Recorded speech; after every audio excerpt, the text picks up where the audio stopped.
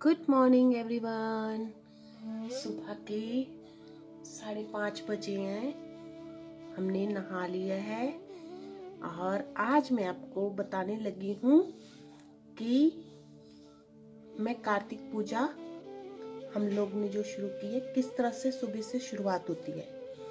जिस तरह से मैंने फर्स्ट टाइम अभी रखना शुरू किया है, पूरा ख़त्म हो गया है महीना, 2 दिन रह गए हैं। उस तरह से मुझे देख के किसी और को भी हिम्मत मिले और वो भी कार्तिक स्नान करे, बहुत अच्छा होता है और बहुत सुकून देने वाला होता है। तो मैं इसलिए आपसे शेयर कर रही हूँ ताकि और लोगों को भी लगे कि ये कस्टम भी है, इनको भी फॉलो करना चाहिए। जैसे मुझे लगा वैसे आपको लगे और आप भी फॉलो करिए। तो हमने स्नान कर लिया है। आज हमने डिसाइड किया आज हम बहुत सुंदर बन के जाएंगे भगवान जी के पास पूजा करने के लिए। नहीं तो हम क्या करते थे, रोज नाइट सूट पहना और शॉल ओढ़ा और बैठ गए उदास उदास से। मतलब उदास मतलब जब तक तैयार नहीं हो तब तक रौनक नहीं आती ना। तो आज हम ब्यूटीफुल बन के जाएंगे। भगवान जी ने कपड़े दिए हैं, मेकअप दिया है, तो भगवान जी के लिए भी तैयार होना चाहिए। तो आज हम तैयार होने लगे हैं। हमने अच्छा सूट पहन लिया, सुंदर सुंदर सा, ठीक है जी। और हम तैयार होंगे और फिर अपनी प्लेट लेके जाएंगे पूजा करने। आज आपको सारी विधि बताएंगे कि कुछ भी मुश्किल नहीं है, बहुत इजी है और आप सब भी करें इस तरह से फॉलो। और इस बार नहीं तो सही, अगली बार आप भी कार्तिक स्नान करें, बहुत अच्छा लगेगा, ठीक है जी। चलो जी, बिंदी लिपस्टिक हो गई हमारी। अब हम चुन्नी ओढ़ते हैं और पूजा शुरू करते हैं। अभी हमारी 2 फ्रेंड और मिलेंगी जिन्होंने मुझे इस चीज़ के लिए प्रेरित किया, मुझे सिखाया।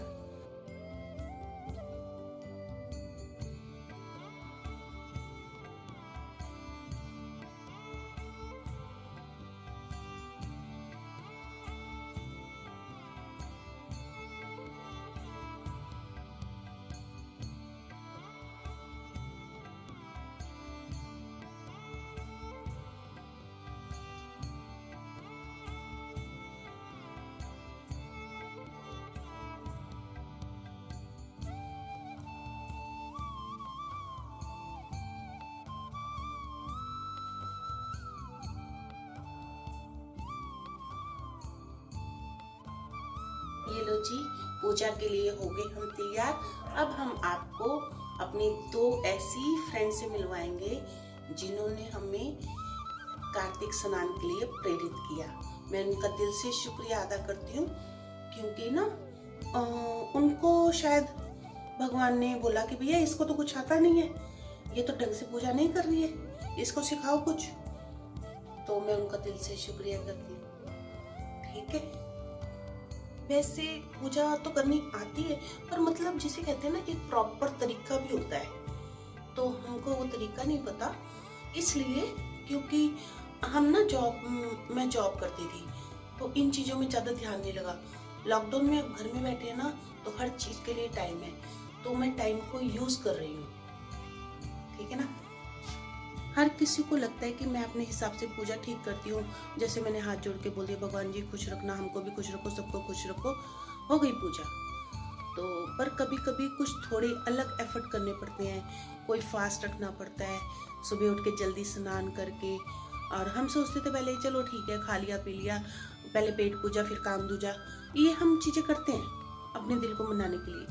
पर कभी कभी थोड़ी सी खास काम करने होते हैं। जैसे हम अपने मम्मी पापा को खुश करने के लिए उनको कुछ सरप्राइज स्पेशल करते हैं ना, वैसे भगवान जी को खुश करने के लिए भी हमें कुछ स्पेशल एफर्ट करने पड़ते हैं। तो वही हम कर रहे हैं आजकल कि भगवान जी फटाफट इसको कोरोना बीमारी को भगाओ हमारे देश से, और सबको खुश रखो, हमको भी खुश रखो, सबको खुश रखो, खुशियाँ ही खुशियाँ, है ना। तो इसी चीज़ों के लिए भगवान जी को खुश करते हैं हम। भगवान जी की कृपा हो तो कोई प्रॉब्लम ही ना हो हमें, है ना। तो एक वही है जिनकी पूरी फुल ऑन चमचागिरी करनी ही चाहिए। देखो उन्होंने भी दीपक जला लिया है, इसका मतलब वो भी रेडी है। चंपा भी उठ के तैयार हो गई है ना चंपा? उठ गए आप? देखो ये ऐसे टेल हिला के अपनी बात करते हैं, तो ये भी बात करते हैं, है ना। मेरा दीपक वो जल रहा। हमारा बुलावा आ गया है, अब हम जा रहे हैं। ये हमारी सखी आ गई है, सखी बोल लो, पड़ोसी बोल लो, मेरी बल्लू बोल लो। और ये इनका नाम ना बालेश तोमर है और मैं इनको प्यार से बल्लू बोलती हूँ। तो ये भी आज राधा रानी की तरह प्यार होके आ गई हैं। सबको हेलो बोलो जी, राधे राधे बोलो जी सबके लिए। चलो जी अब हम जाएंगे अपनी एक और सखी के पास। ये देखो इनको पहले जल्दी है जाने की हमसे। ये देखो ये सब सुबह हमारे साथ उठ जाते हैं और कोई उठे ना उठे ये हमारा वेलकम करते हैं। चंपा वो खड़ी है, चंपा अपने घर के पास ही बैठी है।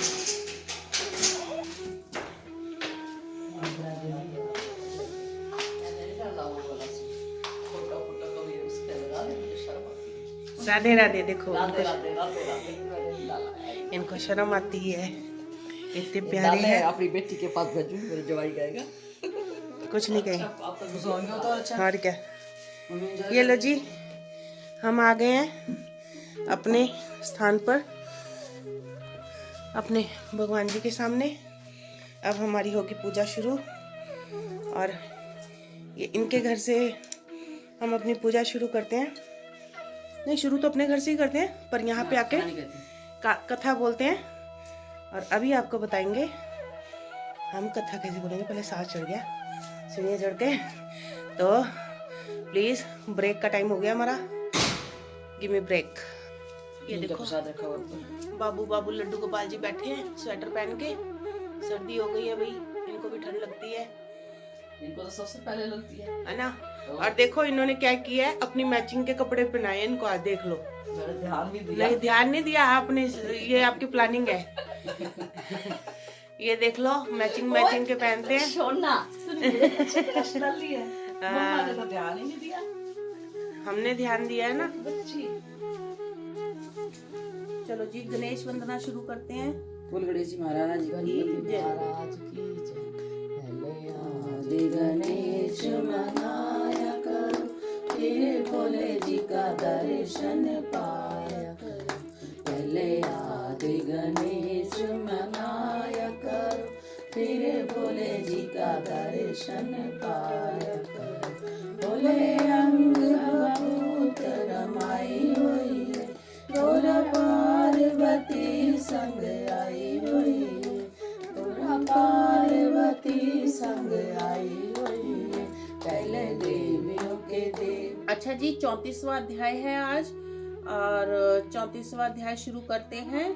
ऋषि गणों के ने सूत जी से कहा, हे सूत जी, पीपल का वृक्ष शनिवार को छोड़कर सप्ताह के बाकी दिनों में क्यों नहीं पूजा जाता? सूत जी ने कहा, समुद्र का मंथन करने से जो रत्न देवताओं को मिले थे, उनमें से देवताओं ने लक्ष्मी और कौस्तुभ मणि भगवान विष्णु को दे दी थी। विष्णु भगवान जब लक्ष्मी के विवाह करने के लिए तैयार हुए तो लक्ष्मी जी ने कहा, प्रभु जब तक मेरी बड़ी बहन लक्ष्मी का विवाह नहीं हो जाता, आप मुझ छोटी बहन से विवाह कैसे कर सकते हैं? इसलिए आप पहले मेरी बड़ी बहन का विवाह कीजिए, बाद में फिर मुझसे विवाह कीजिए, क्योंकि यह प्राचीन नियम है। लक्ष्मी के ऐसे वचन सुनकर भगवान विष्णु ने लक्ष्मी जी की बड़ी बहन का विवाह उदालक ऋषि के साथ कर दिया। वह अलक्ष्मी बड़ी कुरूप थी, बड़ा मुख, चमकते हुए दांत, वृंदा के समान शरीर, बड़े बड़े लाल लाल नेत्र और रूखे बाल।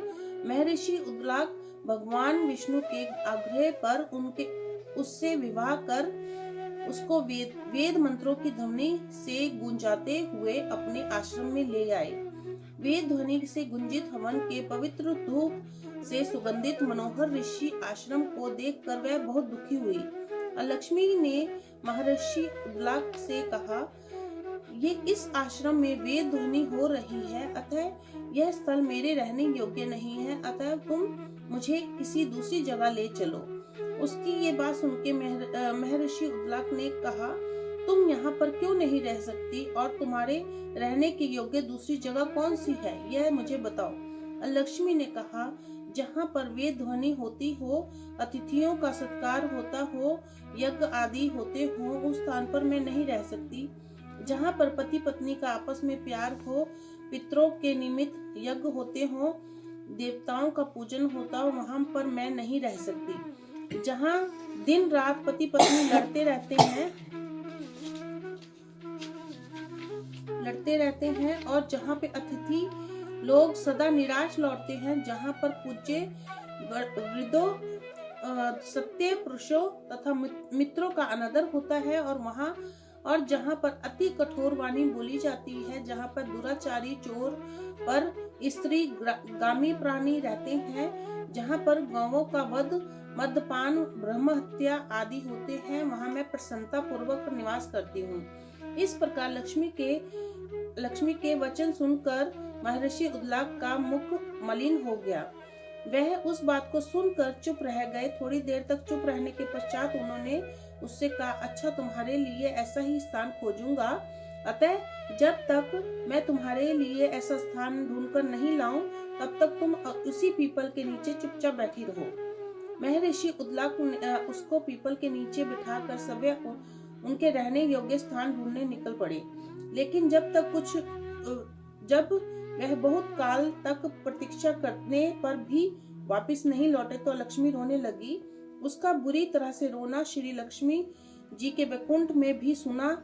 अपनी बहन का रोना सुनकर लक्ष्मी जी व्याकुल हो गई। उन्होंने दुखी होकर भगवान विष्णु से कहा, हे प्रभु, मेरी बड़ी बहन लक्ष्मी पति के त्याग देने से अत्यंत दुखी है। हे नाथ, यदि मैं आपकी प्रिय पत्नी हूँ तो आप उसे आश्वासन देने के लिए उसके पास जाइए।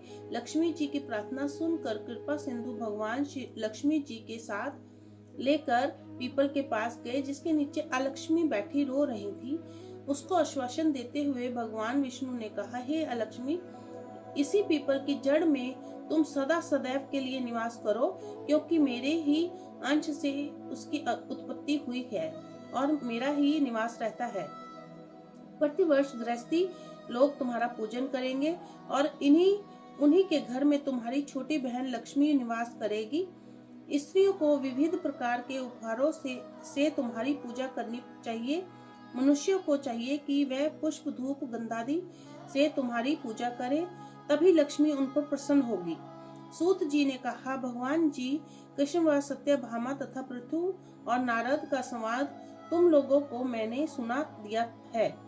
जिसके सुनने मात्र से मनुष्य के सब पाप नष्ट हो जाते हैं और वे वैकुंठ लोक की प्राप्ति होते हैं। तुम लोगों को जो कुछ पूछना हो पूछ सकते हो। मैं विस्तार पूर्वक कहूँगा। सूत जी की बात सुनकर शौनक आदि ऋषि महर्षि थोड़ी देर तक प्रसन्न विचित्र वहां बैठे रहे। तत्पश्चात श्री बद्री नारायण जी ने दर्शन करने के लिए चले गए। जो प्राणी इस कथा को सुनता है और दूसरों को सुनाता है, वह इस संसार के संपूर्ण सुख प्राप्त करता है। अब हम सीता माता जी की नित्य नेम की कथा बोलेंगे, जो कथा बोलने से घर में सुख शांति भंडार भरे रहते हैं और सबको तरक्की मिलती है। हाँ जी, सीता मैया की जय। जब रामचंद्र जी और सीता जी वनवास में गए हुए थे तो सीता जी ने 12 वर्ष का नियम रखा कि मैं हर रोज सुबह उठ के कहानी सुनाऊंगी। तो सीता जी राम जी को सुनाती थी और राम आए, लक्ष्मण आए, नित्य नेम का नियम लाए। आओ राम, बैठो राम, दूध बतासे पियो राम, तपी रसोई खाओ राम, माखन मिश्री खाओ राम, सूत के पलका बैठो राम, शाल दुशाला ओढ़ो राम, राम सवारे सबके काम, सबका बेड़ा पार करेंगे, खाली घर भंडार करेंगे, श्री राम जय राम जय जय राम। अब एक बार रामचंद्र जी को कहीं काम से बाहर जाना पड़ा तो वो बोले कि महाराज आप जा रहे हो तो मैं कहानी किसको सुनाऊंगी। तो राम जी बोले कि ऐसा करो, पास में एक कुआं है, आप वहाँ चले जाना, जो औरतें पानी भरने आएंगी उनको किसी को कहानी सुना देना। सीता जी बोली ठीक है। अब सीता जी कुएं के पाल पे जाके बैठ गई। तो एक बहुत सुंदर सी औरत साड़ी सी पहन के सोने का घड़ा लेके पानी भरने के लिए आई। तो उन्होंने सीता जी ने बोला उससे कि बहन मेरी कहानी सुन ले, मैंने 12 वर्ष का नियम रखा हुआ है। तो वो लेडी बोलने लगी कि क्या बोलते हैं, मैं कहानी सुनूंगी तो मैं घर पर जाने के लिए लेट हो जाऊंगी, तो मेरी सास फिर झगड़ा करेगी, इसलिए बहन मैं तुम्हारी कहानी नहीं सुन सकती, मैं पानी भर के अपने घर जा रही हूँ। सीता जी ने कुछ नहीं कहा, वो चली गई पानी भर के। जब जा रही थी तो रास्ते में उसकी रेशम की जड़ी वाली जो साड़ी थी वो फट गई, वो जो सोने का घड़ा था वो मिट्टी में बदल गया, मिट्टी का घड़ा बन गया। तो वो अपने घर पहुंची तो उसकी सास ने देखा कि साड़ी फटी हुई है, मिट्टी का घड़ा बन रहा है सोने का, तो ये क्या हुआ। तो उसने पूछा बहू ये कैसे करा तूने, तो तू किसका दोस्त लेके आई अपने साथ। बोली पता नहीं माँ जी, मैं तो कुएं पे गई थी तो वहाँ एक औरत बैठी थी, उसने मुझे कहानी सुनने के लिए कहा और मेरे पास टाइम नहीं था तो मैं सुनी नहीं, तो मैं आ गई, मुझे लगता है उसी के प्रभाव से ये सब कुछ हुआ है। तो सास बोली ठीक है, कल मैं जाऊँगी पानी भरने के लिए। तो बोली ठीक है। अब अगला दिन आया तो अगले दिन सास वही साड़ी पहन के और वही मिट्टी का घड़ा लेके पानी भरने कुएं की पाल पर चली गई। तो वहाँ जाके देखा तो सीता जी फिर बैठी हुई थी। उन्होंने उस औरत से फिर बोला कि ये बहन तू मेरी कहानी सुन ले, मेरा 12 वर्ष का नियम है कहानी सुनाने का, तो मेरी कहानी सुन ले। तो उस बुढ़िया ने बोला कि ठीक है बहन सुना दे, मैं सुन लेती हूँ। तो सीता जी ने कहानी सुनाई उसको। राम आए लक्ष्मण आए देश के पुजारी आए, नित नेम का नेम लाए, आओ राम बैठो राम, माखन मिश्री खाओ राम, दूध बतासा पियो राम, राम सब सुत के पल का बैठो राम, साल दुसाला ओढ़ो राम, राम सवारे सबके काम, खाली घर भंडार भरेंगे, सबका बेड़ा पार करेंगे, श्री राम जय जय राम। अब कहानी सुन के बुढ़िया माँ बोली कहानी तो बहुत अच्छी है बहन तुम्हारी, अब ये बताओ तुम हो कौन। तो वो बोली कि मैं सीता माँ हूँ। कह रही कि अच्छा। तो वो चली गई पानी भर के। जब पानी भर के चली गई तो रास्ते में उसकी साड़ी जो फटी हुई थी रेशम जड़ी वाली वो अच्छे से हो गई बढ़िया, जो मिट्टी का घड़ा बदल गया था वो सोने में बदल गया फिर दोबारा से। वो लेके अपने घर चली गई। तो उसकी बहू ने देखा तो बोली कि माँ जी ये कैसे करा तुमने, ये तो सब मिट्टी का हो रहा था, साड़ी फटी हुई थी। बोली कि तू दोष लगा के आई थी, मैं तेरा दोष उतार के आई हूँ। वो सीता माता थी, उन्होंने कहानी सुनाई, मैं सुन के आई हूँ, तो ये सब वैसे हुआ है। तो बोली ठीक है माँ जी कहानी तो बहुत अच्छी है और इससे अच्छा लाभ मिला तो हम रोज गाएंगे इसको। तो सास बोली ठीक है भाई। अब वो सुबह उठें, रोज नहाएं धोएं पूजा पाठ करें, बाद में सीता माँ की कहानी शुरू कर दें। अब कहानी शुरू करते करते बहुत दिन हो गए उनको, तो उनके घर में तो भैया बहुत अच्छे भंडार भर गए, आमदनी बहुत होने लगी, घर में किसी तरह की कमी नहीं, हर तरह से अन्नपूर्णा का वास होने लगा। तो एक दिन उनके घर में पड़ोसन आई आग मांगने के लिए, बोली कि बहन आग दे दो मुझे। तो वो बोली कि अभी तो हमने आग जलाई नहीं है। तो बोली कि तुम 4 बजे उठती हो तो क्या करती हो, तुमने अभी तक आग क्यों नहीं जलाई।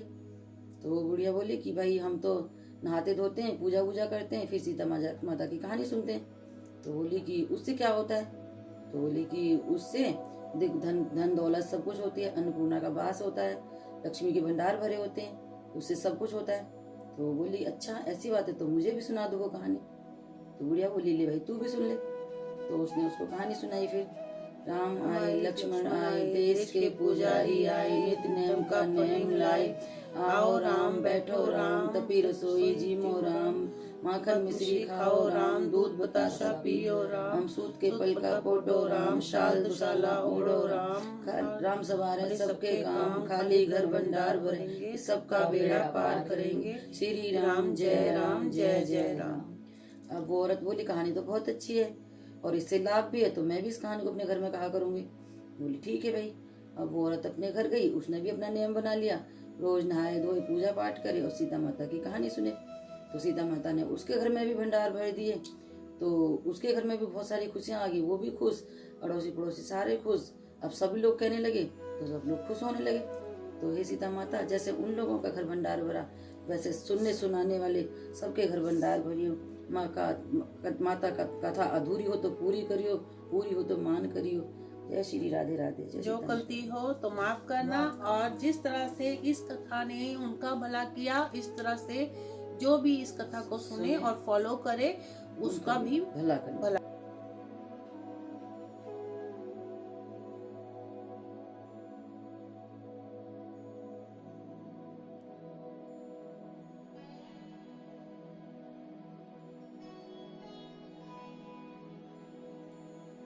हो गई है, सब हो गया, भोग भी कर लिया। अब हम जा रहे हैं मंदिर की परिक्रमा करने के लिए।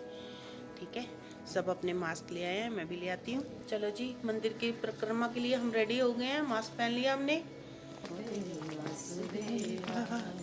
ओम नमो भगवते वासुदेवाय।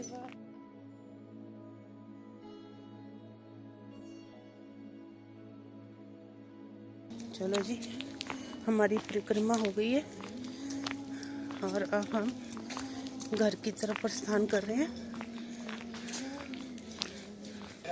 चलो जी, परिक्रमा समाप्त हो गई। राधे राधे, शाम को मिलेंगे। अच्छा जी, अब हमारा आरती का समय हो गया है और अब हम तुलसा जी की आरती करेंगे। ये जो कार्तिक की कथा है उसमें हम 5 दिन से एकादशी से आरती कर रहे हैं रात के शाम के समय। तो अब हम करने लगे आरती। आरती तो रोज ही करते हैं, लेकिन आज 5 दिन से परिक्रमा कर रहे हैं। परिक्रमा कर रहे हैं, हाँ। आरती आरती जामन लायो पापरे, देवी जाया देवता यशोदा जाया खान।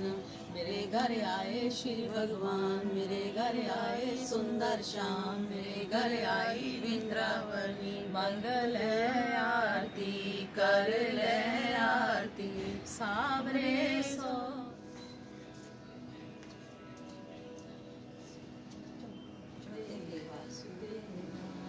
वासुदेवाय कृष्ण देव